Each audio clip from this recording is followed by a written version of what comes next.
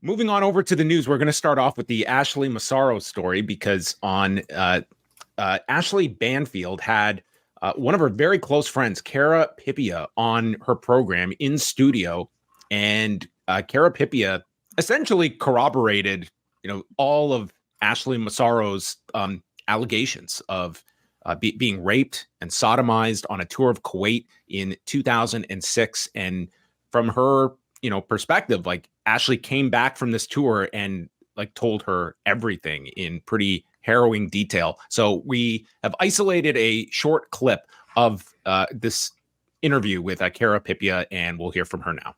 Specifically, who did she tell? Well, the gentleman who wraps her in the blankets, he was an executive for the company. So, at the scene, you have an executive. As soon as she got back to the States, and she had the phone calls while she was in Kuwait. It was out from the beginning, right after it happened. As soon as she was able to talk on the phone and get did it go right to Vince right McMahon? right to the top. She spoke with Vince McMahon.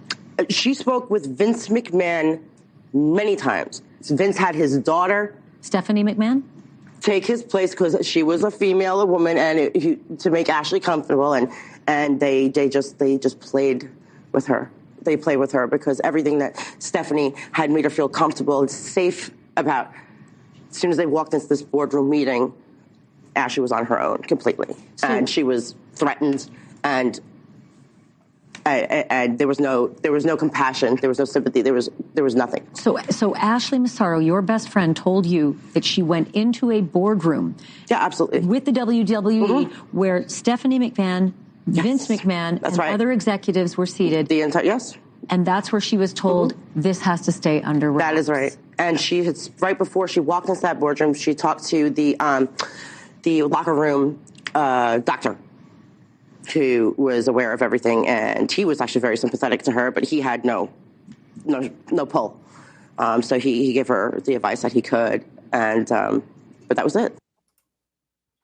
So that was Cara Pipia on the Banfield program with host Ashley Banfield. A few things I just wanted to make mention from that.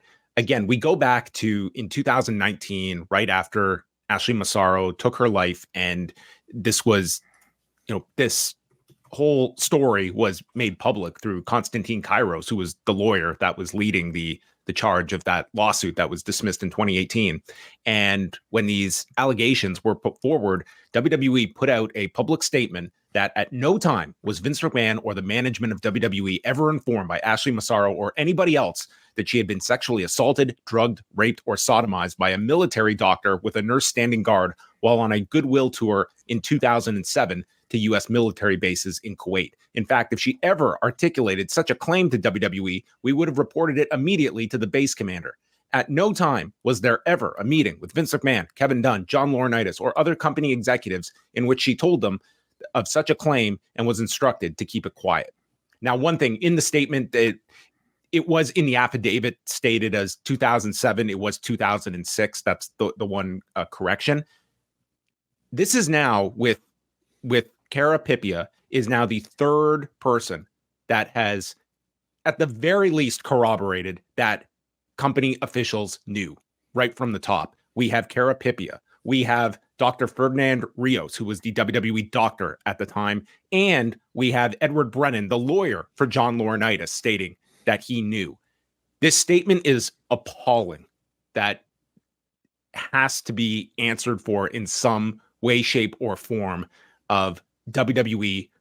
How does this stand up in the court of public opinion when you now have three people that, it is clear that there was knowledge of this? Two of them being employees of the company, in Ferdinand Rios, and also, of course, John Laurinaitis via his lawyer. I feel like that alone, deserves certainly further scrutiny and further questioning and further I think, response from the WWE about something like this. And I hope, maybe thanks to added mainstream media attention to a story like this, that this is the next question that gets brought up in a public setting. Anytime the WWE, Triple H, whoever, Nick Khan, it has to answer public questioning, because we need to know at this point, why did the company lie? Do you stand by this statement? Like, this is this is not this is not some like vague language that they put out. They could not have been more steadfast in their denial of this, and it just does not hold. It doesn't hold any water. And right. I think that becomes something that you certainly have to look at. If like, there's just such a brazenness to this when you are reading this statement, and with just the clear knowledge that, I mean, like John Laurinaitis, like that is the smoking gun when he is now the lawyer is denying a cover up, but not that they were not aware of this. They were aware of this. Yeah. I mean, let's hear what that is. There any sort of clarification on the part of the WWE to distinguish, like, whatever they're claiming that they didn't know versus, what we assume they knew. I don't know, but there are a lot of other people that are kind of mentioned in relationship to all of this that I feel I would like to hear speak about too. So the Kara mentioned here the person who was also on tour with Kuwait, the WWE executive, in the affidavit that was described as Gary Davis, incorrectly described as Gary Hart, but we know it was Gary Davis who was. Gary Davis used to be like their head of PR. He was. Yeah, now Carapipia doesn't name the executive in this interview, but like this was not one of the tribute to the troops tours. This was just a goodwill tour of sending a number of talents over. It included Ron Simmons, Jimmy Hart. It also Ashley Massaro and Maria Kanellis were among those over there, and Gary Davis as well. So this was a tour. They went to several places, and then after this occurred, like Ashley Massaro was left in Kuwait. In the affidavit, she was describing it as there was some issue with like her ticket, and they left without her, and then she had to get home. And that alone was like a pretty traumatizing experience after what she has just gone through. Under just regular circumstances, to be left in a foreign country would be pretty jarring. There's a lot to this that I think needs to be investigated. I think that there have obviously been, I think, inquiries into this investigation that the NCIS went into in 2019, and hopefully the contents of that are revealed. But it also, I mean, that investigation, you're investigating after Massaro's death, and that becomes tricky as well when the principal is not involved. But again, we at least have people here that can corroborate, and in the absence of Ashley Massaro, like there are people that can certainly speak to this. And again, whether or not it's able to prove the allegations to be true or not, we don't know. That's not up to us to decide. But we are at the very least here able to question the credibility of the WWE and whether or not the WWE lied in this official statement, which I'm judging by at least two of their employees, it seems like they may have.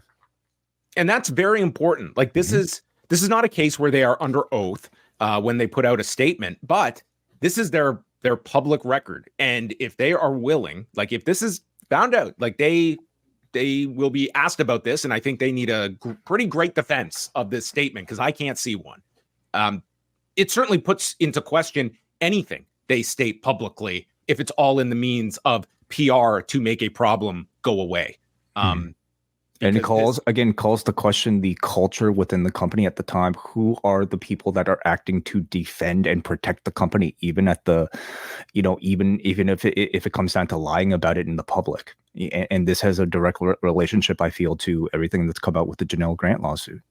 It's like it is a piece of a larger picture that is being focused upon now. But it was certainly worth your time to watch this interview with Carapipia, who, I mean, just to have have to go through all of these details of someone. And it was really heartbreaking at the end when the host is asking, like, do you feel this contributed to her suicide? And here is her best friend. That's like, you can see is like just trying to keep it together, that 99% sure that this was a contributing factor. Like, that's just, I mean, this was a woman, she had a daughter. This was just a month before her 40th birthday.